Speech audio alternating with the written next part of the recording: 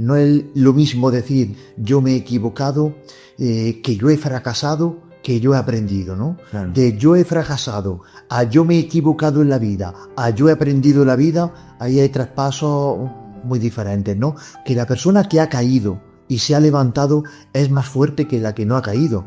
Y yo he conocido personas, he tenido ese privilegio de conocer personas que han tocado fondo, que lo han perdido todo y se han rehecho. Yo estoy convencido de una cosa, y es que hablar es actuar. Lo que pasa es que la gente dice que Qué bueno. hablar es actuar. Lo que pasa es que la gente dice que las palabras no tienen consecuencias, que las palabras se las lleva el viento. La palabra es performativa, la palabra es transformadora, la palabra es creadora, la palabra crea realidad. Yo estoy convencido de eso.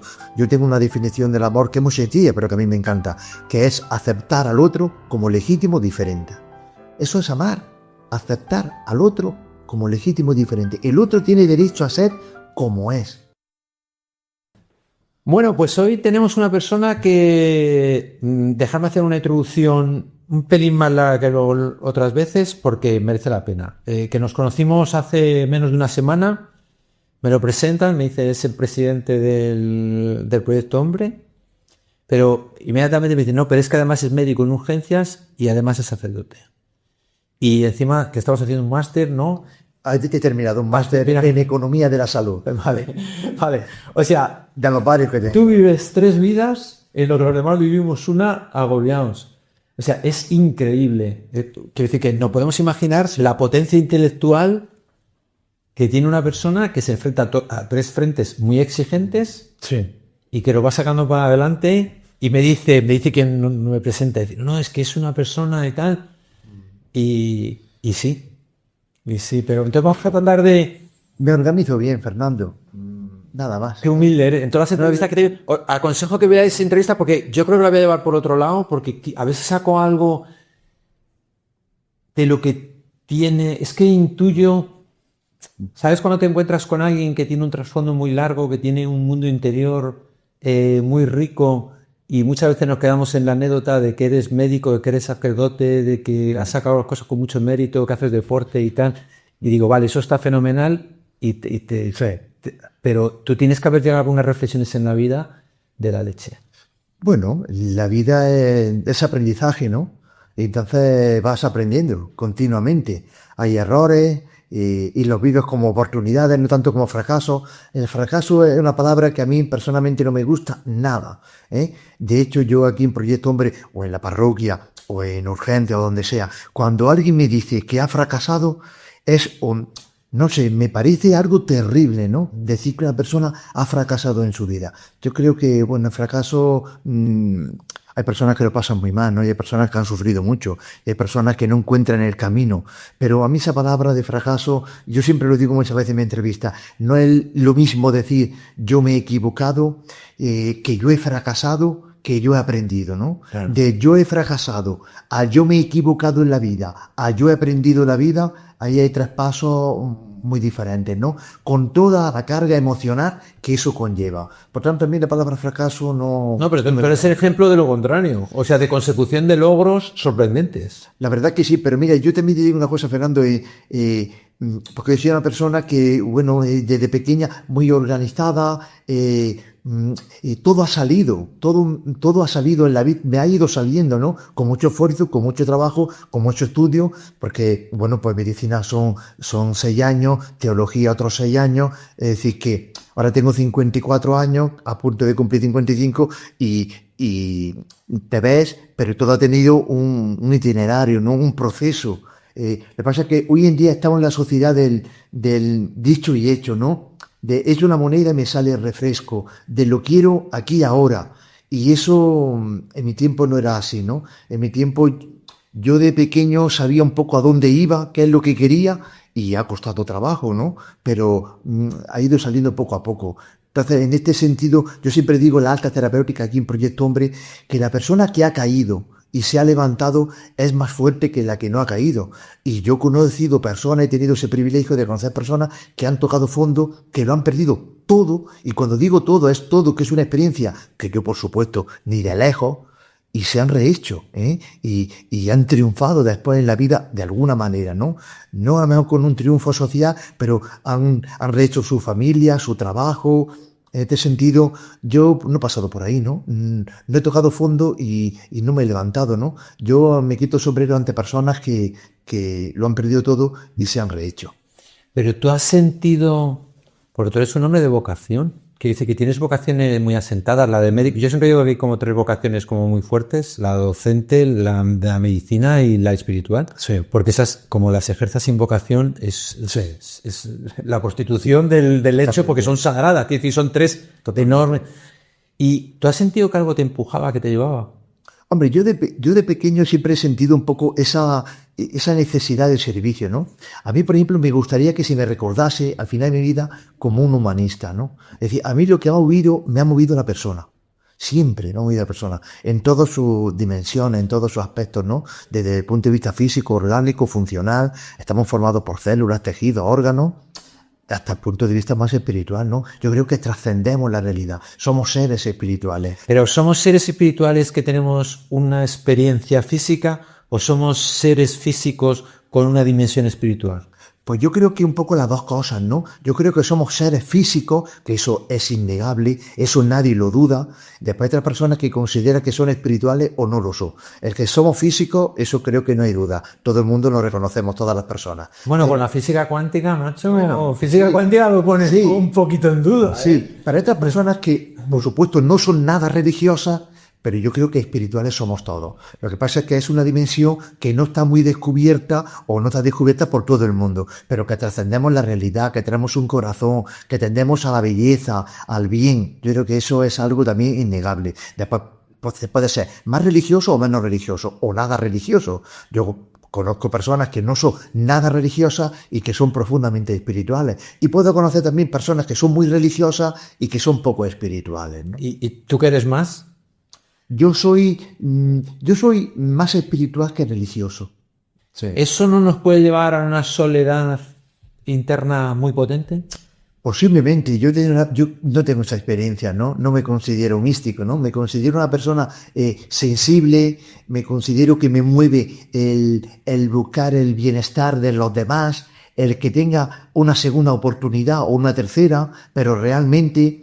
Pero después en un sentido, soy espiritual, pero también soy racional. Soy, como decía antes, muy organizativo, ¿no? Entonces, bueno, me muevo ahí en esa ambivalencia, ¿no? De lo sensible, lo espiritual, pero también lo racional y organizativo. O sea que, digamos, para más o menos enmarcarte, que yo te comprenda y lo vamos es... ¿Has llevado como toda esa inquietud espiritual como un servicio social? ¿Podría ser? ¿O no? ¿O tiene el arranque ese espiritual? Podría ser, esa proyección social está clara, ¿no? Tú fíjate que yo ahora hago 24 años de sacerdote. Fíjate, mi primera misa, la homilía en mi primera misa giró en torno a una frase de San Ireneo del siglo II que decía que la gloria de Dios es que el hombre viva. Esa es la gloria de Dios. ¿Qué quiere decir que el hombre viva? Pues que viva en todos los sentidos. Que viva, que se realice, que conecte con sí mismo, que sea cada vez más consciente de su propio yo, de su propia valía, de su interioridad. Entonces, que viva en todos los sentidos, que tenga salud, pero salud física, orgánica, psicológica, espiritual, material. Es decir, yo creo que el ser humano hoy en día está un poco perdido, ¿no? En general. Y lo que necesitamos es encontrarnos con nosotros mismos. Y esa es mi dedicación, ¿no? Aquí en Proyecto Hombre, pues intentando, acompañando, gestionando y dirigiendo un equipo que estamos de cerca de 50 personas, trabajadores remunerados, y cerca de 100 voluntarios, pues todos trabajando en ese acompañamiento, en el tratamiento de personas que tienen serios problemas con adicciones, o en la prevención, o en la reinserción sociolaboral, ¿no? Con adolescentes y con jóvenes, con hombres y con mujeres, a nivel ambulatorio y residencial. Es decir, un campo amplísimo, ¿no? Pero después cuando yo estoy como médico de urgencia, pues vibro, ¿no? Ahí vibro realmente, pues diagnosticando, curando, ¿no? Y después, pues, cuando estoy en la parroquia, pues atendiendo también religiosamente y espiritualmente a las personas que se acercan, ¿no? Con esa proyección social que un poco está en todo. ¿Y hay un área de esos 3 que sea como el que tiene más peso específico? Los 3 tienen peso específico, pero yo vibro mucho con el ejercicio de la medicina.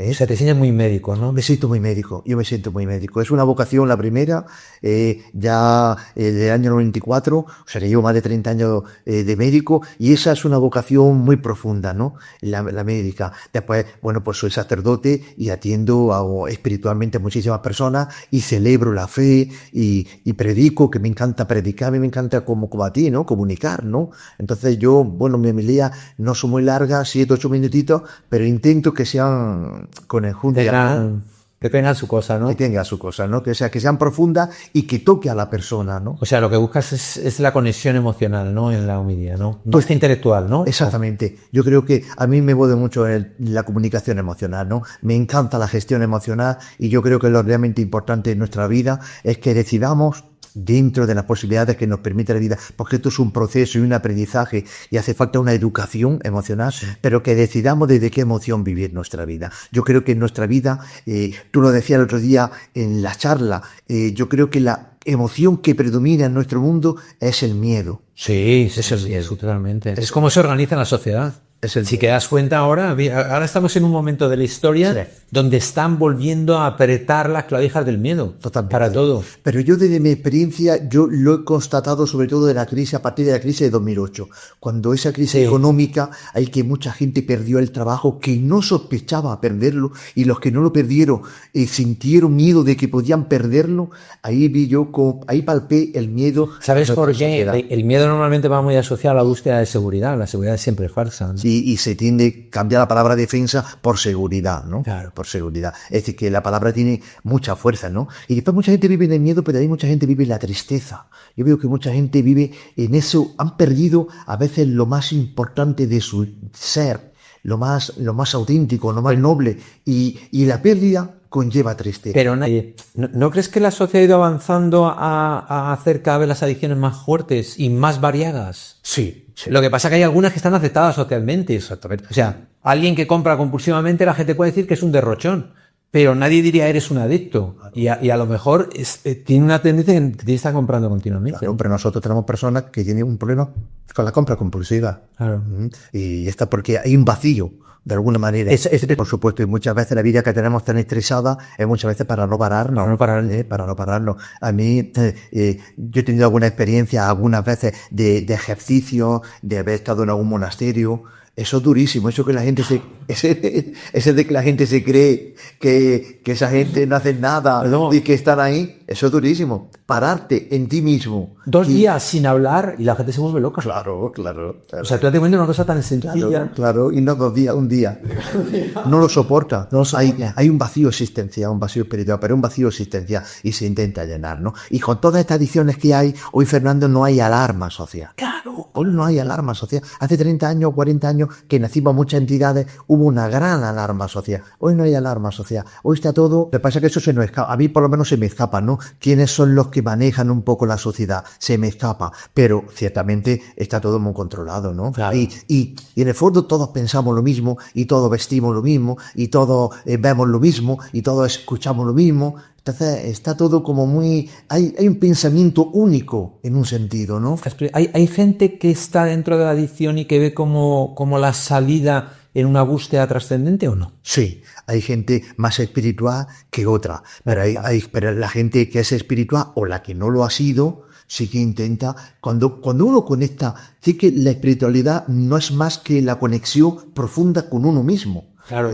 Con uno mismo. Bueno, habría que definir qué es el uno mismo. Pero... Claro, que es uno mismo, ¿no? Pero sí, pero que sí que... Que no es fácil, que es un proceso y que estoy lejos, ¿no? Pero eso es la espiritualidad, esa conexión íntima, profunda con uno mismo, ¿no? Entonces hay gente que descubre eso, ¿no? Porque nosotros en Proyecto Hombre, sobre todo, el autoconocimiento es fundamental. Y es que hay gente que viene que no se conoce. Que no se conoce. Como que hay gente que viene cualquiera. Es que el proceso de autoconocimiento también es muy exigente. Hombre, y las causas de las adicciones son causas que muchas veces es por ocio, porque se ha empezado a tontear, porque la presión del grupo, pero en el fondo, es lo que yo llamo desajuste con el entorno. Hay gente que tiene muchas carencias afectivas. Hay gente que no se siente querida, Fernando, que no se ha sentido querida nunca. O hay gente que ha sido abusada. O hay gente que así... ¿Sabes cuál es un problema que yo hago talleres de automotivación y tal, con empresas y en colectivos y tal?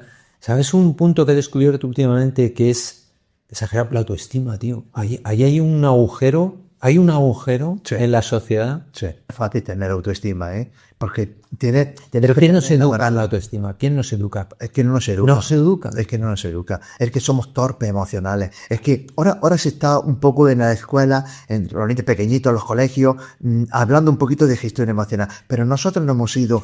Sí, hay que pararse un poco. Llevamos un ritmo de vida, un estrés, hay que pararse y hay que conectar con uno mismo. Y a lo mejor hay que perder una tarde y no hacer nada. Y tú con esa vida que tienes 3 grandes vidas, porque tú tienes 3 vidas enteras en una. Sí. Tú dirías como Neruda, tú vas a decir confieso que he vivido, ¿no? No, joder, me cago en la leche. Que tú llevas 3 vidas para adelante. Sí. ¿Tú en ningún momento te has planteado esa búsqueda de simplificar la que tienes montada? Pues tú tienes montada una buena, ¿eh? Sí. Tú tienes una que no sé cuánta gente habrá que llegue al nivel de complejidad de tu vida, ¿eh?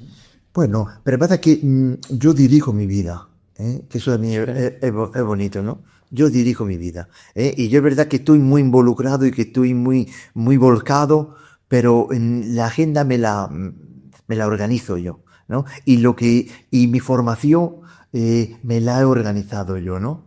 Entonces, lo que yo soy es lo que yo he querido ser. Pero eso es ¿tienes importante. tiempo para parar?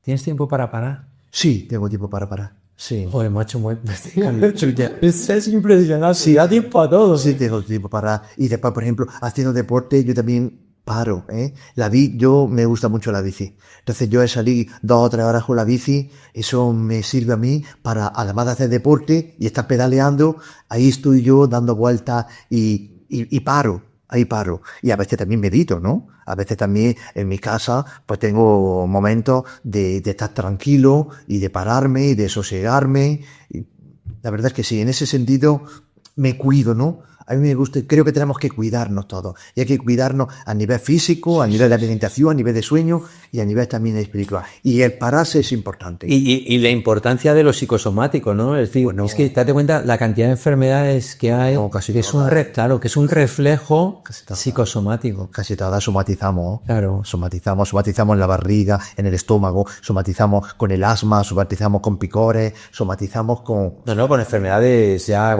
críticas. Sí, es importante. Claro. Por lado. A veces yo también he conocido gente que ha podido tener un cáncer y que detrás ha podido haber un estrés tremendo. ¿No? O algún disgusto no superado, alguna cosa de esas fuertes que... Sí. Yo creo también la somatización muchísimo, Por eso también la palabra tiene mucha fuerza, curativa.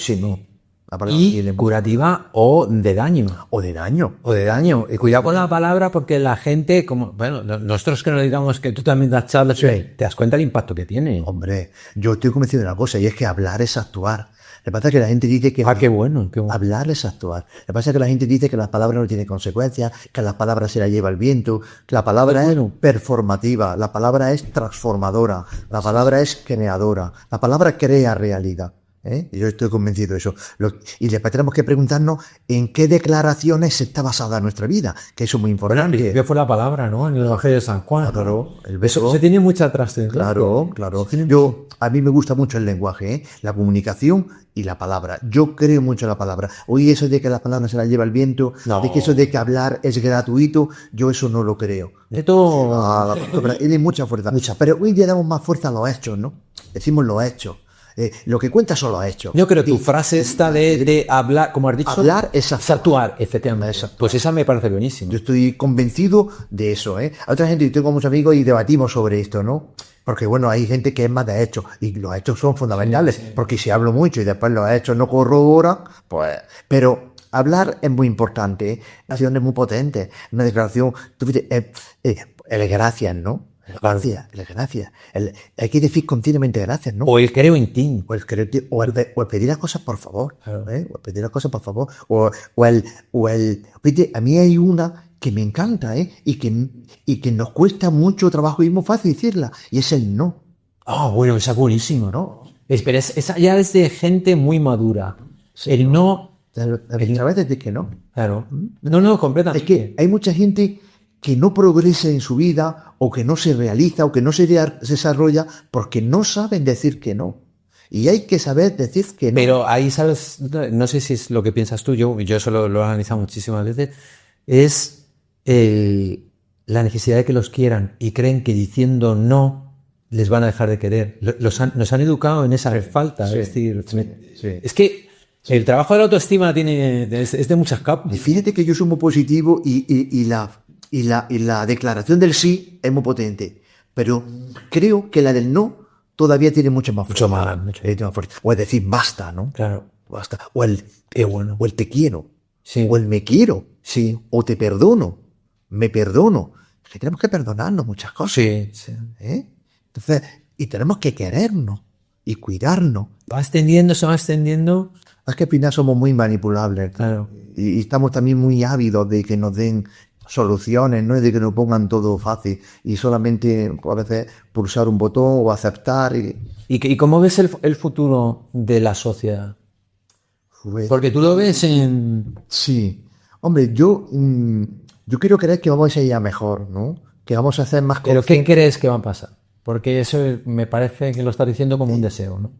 Quizá como un deseo, ¿no? Porque no sé, no, a nivel social no sé lo que pasará en estas décadas, ¿no? Es que es un mundo tan incierto, que evoluciona tan rápidamente, que es que lo que hace medio año era, hoy ha cambiado, ¿no? Si ya la inteligencia artificial viene de vuelta, porque está llegando, pero ya de alguna manera ya viene un poco de vuelta, ¿no? La gente que tiene una adicción en una fase en la que todavía soporta las consecuencias, es decir, tiene la adicción, pero todavía la puede soportar, ¿no? No ha destrozado todo. Sí. ¿Es receptiva al hecho de que se le haga ver que tiene una adicción? Mira, poca gente viene aquí con una conciencia clara de que tiene un problema, ¿eh? La mayoría vienen por un ultimátum. Ultimátum de la pareja, de los padres, de los hijos. Nos cuesta mucho trabajo llamar a las cosas por su nombre, reconocer la realidad, reconocer que, mira, que soy adicto o que tengo este problema o que eso nos cuesta mucho. A todos, ¿eh? A todos. A todos. Queremos estar en la cresta de la ola y cuando las cosas no nos salen bien y de alguna manera no fracasamos porque no es nuestra palabra, pero nuestras expectativas no se cumplen, eso intentamos taparlo, anestesiarlo. Y es lo que hace la sustancia y las adicciones, tapar y anestesiar. Claro. Y no sufrir, ¿eh? Y no tener dolor, ¿eh? Al final tenemos mucho miedo al dolor. Joder, esa es la clave, macho. Tenemos mucho miedo al dolor. La huida del dolor. Entonces, anestesio. Y a veces me quito de en medio, ¿eh? Que cada vez vemos más tasas de suicidio. Claro. Y cómo la gente se quita de en medio. Sí. Porque es muy duro no ves salida. soportar mi propia realidad. Entonces, tenemos que saber sostenernos y si no podemos sostenernos nosotros, tener a alguien que nos sostenga. Y eso es importante, que nos acompañe. Tener a alguien que nos quiera y que nos acepte como somos. Yo tengo una definición del amor que es muy sencilla, pero que a mí me encanta, que es aceptar al otro como legítimo diferente. Eso es amar, aceptar al otro como legítimo diferente. El otro tiene derecho a ser como es. ¿Eso no sería más respetar que amar? Puede ser respeto también, pero a veces el aceptar al otro no es fácil, Fernando. No, nada es fácil. No es nada. Entonces, no solamente es respetar, no es que solamente lo respeto, bueno, sino que lo acepto. Y eso, amar es amar al otro sin esperar que el otro te ame. Claro. Muchas veces las bodas, ¿no? Sí. Eso, y los novios se quieran, no es fácil, ¿eh? Es que eso es otro nivel. Amar, y entonces aquí en Proyecto Hombre y en el mundo de las adicciones, lo que hay muchas personas que necesitan durante un periodo de tiempo es que les sostenga. ¿Y ahí qué existe? ¿La fuerza del grupo o el entorno? O...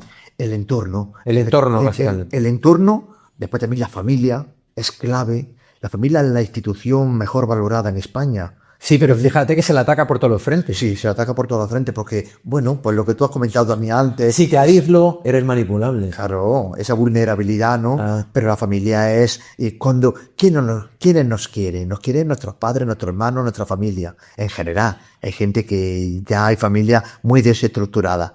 Pero al final contamos con la familia, que son los que nos apoyan. Y en este periodo de recuperación, de transformación, tanto los terapeutas aquí en Proyecto Hombre como el personal o voluntario, la familia, al final lo que hacemos es acompañar en ese periodo de fragilidad y de mucha vulnerabilidad, ¿no? Si te dejas, si reconoces que tiene un problema y si quieres poner solución, porque hay gente que no quiere poner solución al problema. Madre mía. Y en toda esta trayectoria, cuando miras para atrás, tan completa y tan compleja, ¿vas teniendo la sensación de que todo esto ha merecido la pena? ¿Está mereciendo la pena? Yo creo que sí. Yo Sí. creo que merece la pena. O sea, que no has tenido grandes índices de frustración ni... No, yo vibro. No, pero que imagínate que hay alguien que dice, me entrego a una causa Sí. y no llego a conseguir los límites de lo que yo quería y eso me frustra, ¿sabes? Imagínate que... Sí, pero no he tenido esa experiencia. No tienes- No he tenido esa experiencia.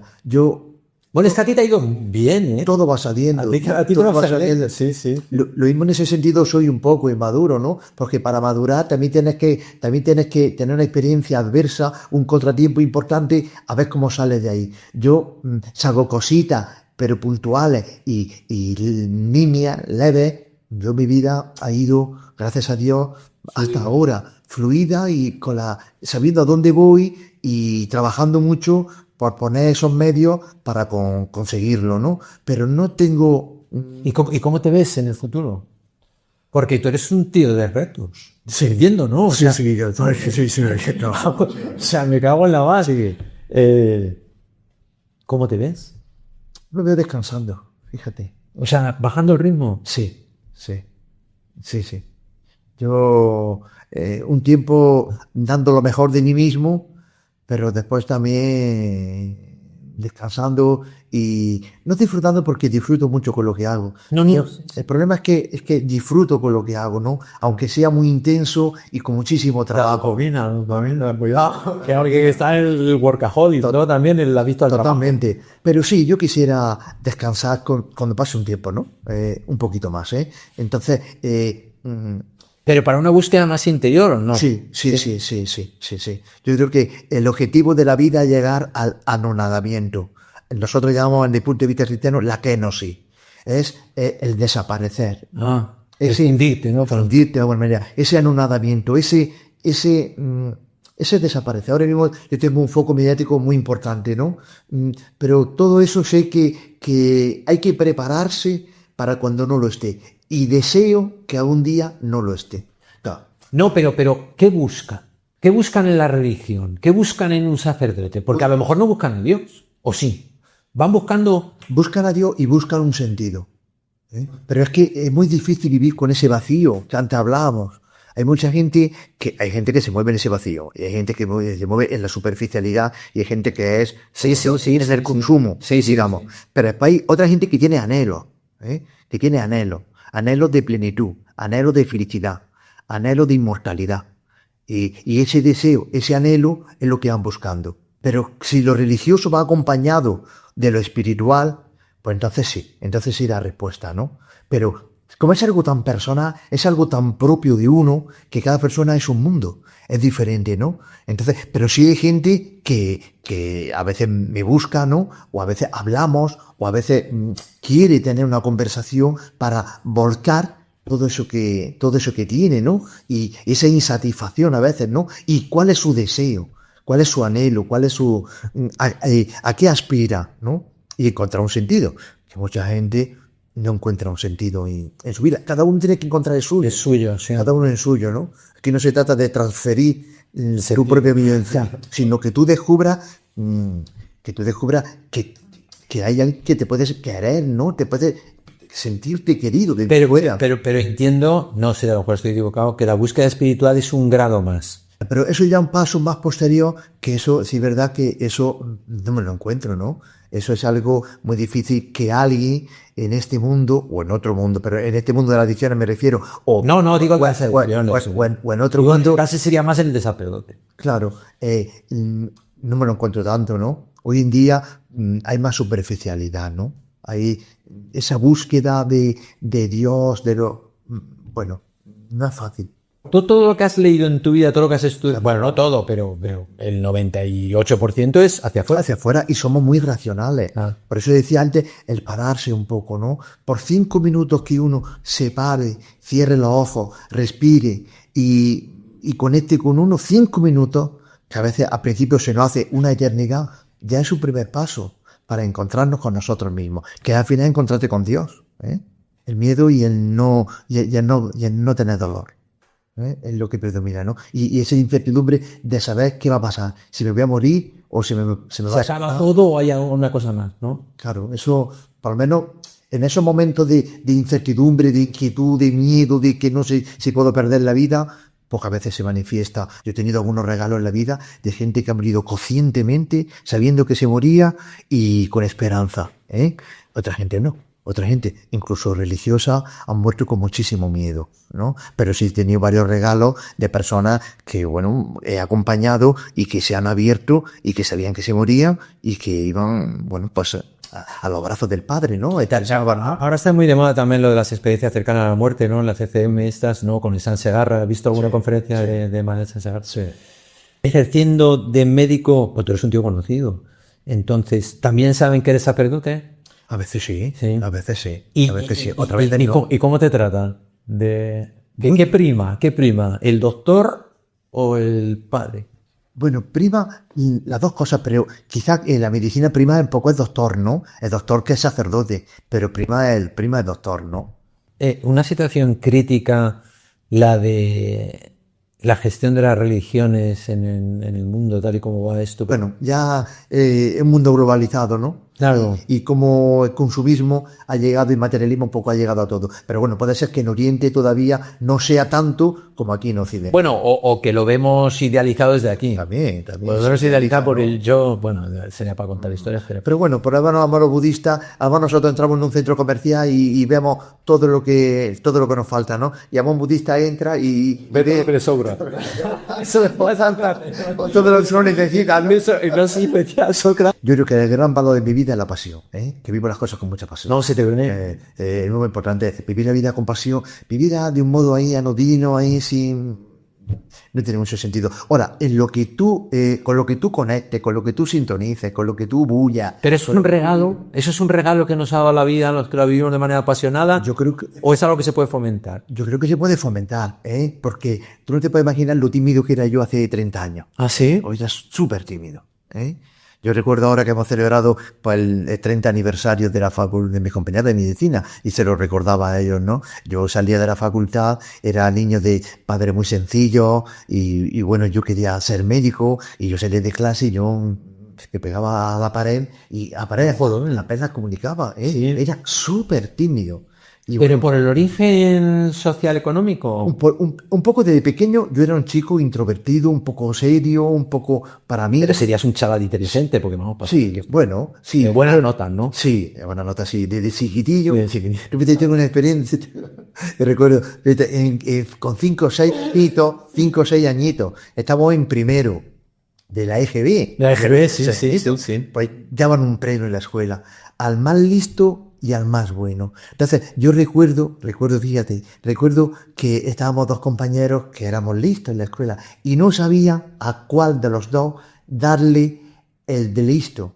Pero como el de bueno no había duda que era para mí, pues entonces le dieron el de listo al otro. Pero qué coincidencia.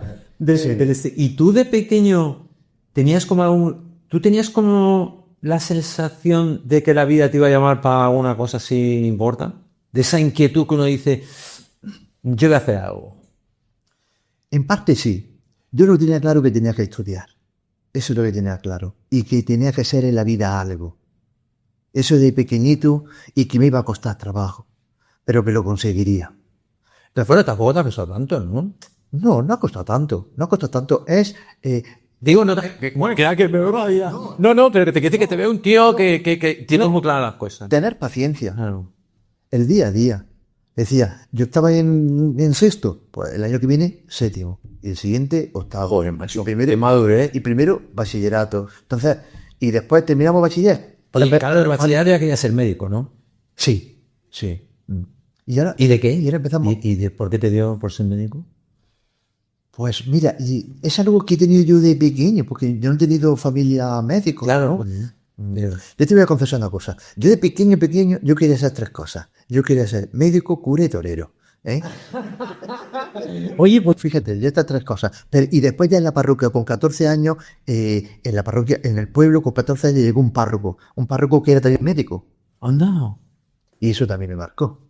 Entonces ya, desde la vocación de pequeñito, de que quería ser médico, eso también me marcó un poco. Es decir, que la vida está conformada por... Siempre hay una persona, fíjate, hay una persona que nos ha marcado que normalmente está o en el ámbito educativo, o en el ámbito religioso, o en entorno familiar. Sí. Entre esas tres determinan tu vida. Bueno, yo todavía, el domingo pasado, no, el domingo no, el viernes hace 3 días, a mí me llamó mi maestra de toda la vida, ¿no? Anda. La de cuarto y quinto, doña María Victoria, ¿no? Entonces, yo perdí la relación con ella y ahora tengo una relación de hace unos cuantos años con ella. Entonces, esta maestra, esta señora, en cuarto y quinto, que yo tendría como 8 o 9 años, me marcó, ¿eh? Después este párroco también me marcó, ¿no? Y mucha gente. Tú eres con la buena gente que pareces, y además con todas las cosas que has hecho, eres como del que se siente orgulloso de todo lo que ha pasado.